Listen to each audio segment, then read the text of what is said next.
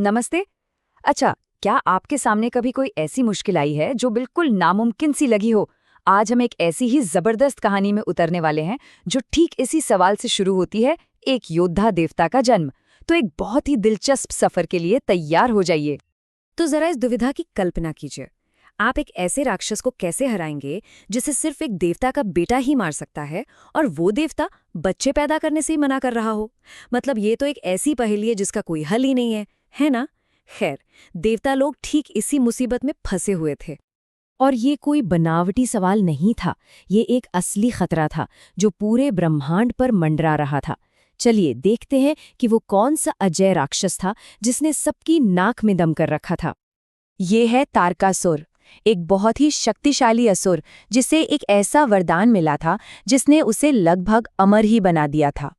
कोई भी उसे मार नहीं सकता था सिवाय भगवान शिव के बेटे के। तो फिर दिक्कत क्या थी? दिक्कत ये थी कि भगवान शिव गहरी तपस्या में लीन थे।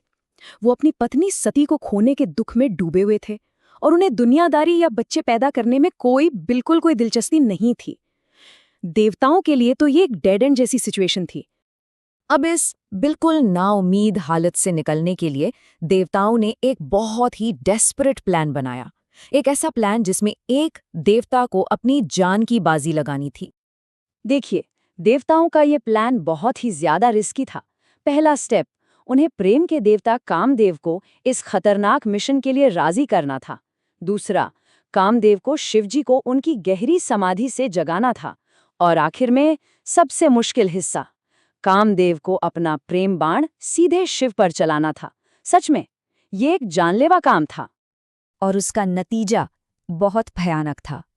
जिस पल कामदेव के बाण ने अपना काम किया, भगवान शिव की तीसरी आंख खुल गई और उनके क्रोध की आग में कामदेव एक पल में जलकर राख हो गए। एक पल को तो लगा कि सब खत्म हो गया, देवताओं का प्लान पूरी तरह फेल हो गया। लेकिन कामदेव का बलिदान बेकार नहीं गया था। वो तीर अपना असर दिखा चुका था। और यहीं पर कहानी में एंट्री होती है पार्वती की अटूट भक्ति की।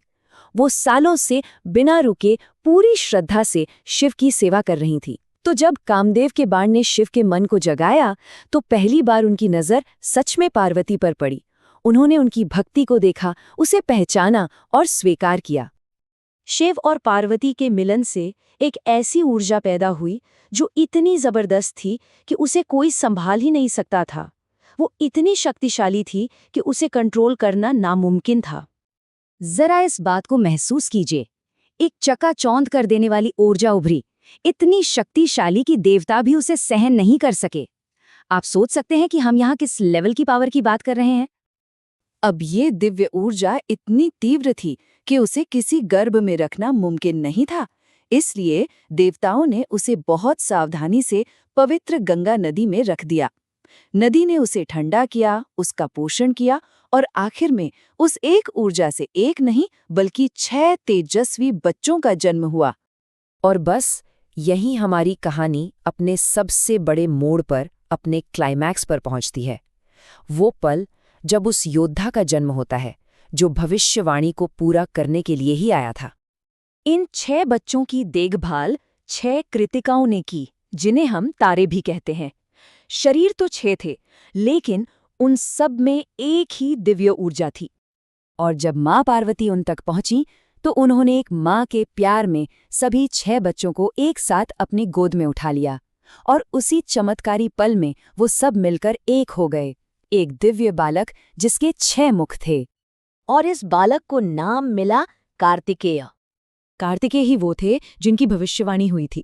उन्हें जाना गया युद्ध के देवता के रूप में, देवताओं की सेना के सेनापति के रूप में, और सबसे जरूरी तारकासुर का विनाश करने वाले के रूप में। और इस तरह कार्तिकेय ने अपनी किस्मत को पूरा किया।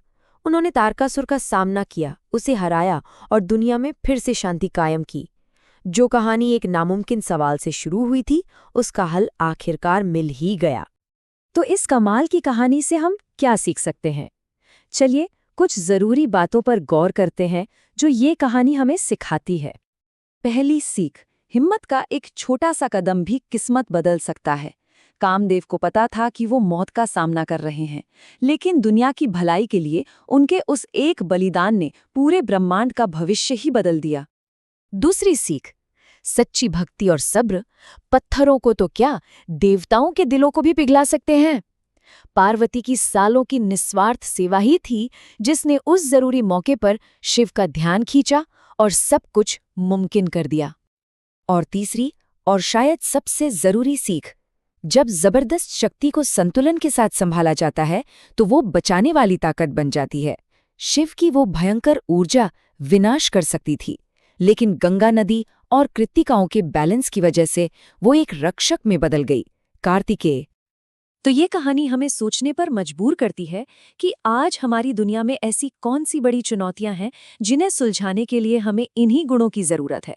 बलिदान वाला साहस, अटूट भक्ति जैसा धैर्य और संतुलन बनाने का ज्ञान। तो अगर आपको एक प्राचीन कहानी का ये गहरा विश्लेषण पसंद आया हो तो प्लीज़ एक लाइक के साथ अपना प्यार दिखाएं और इस कहानी को दूसरों के साथ भी शेयर करें। और हाँ, भविष्य में ऐसी ही और कहानियों से जुड़े रहने के लिए हमारे चैनल को सब्सक्राइब करना मत भूलिएगा। देखने के लिए धन्यवाद।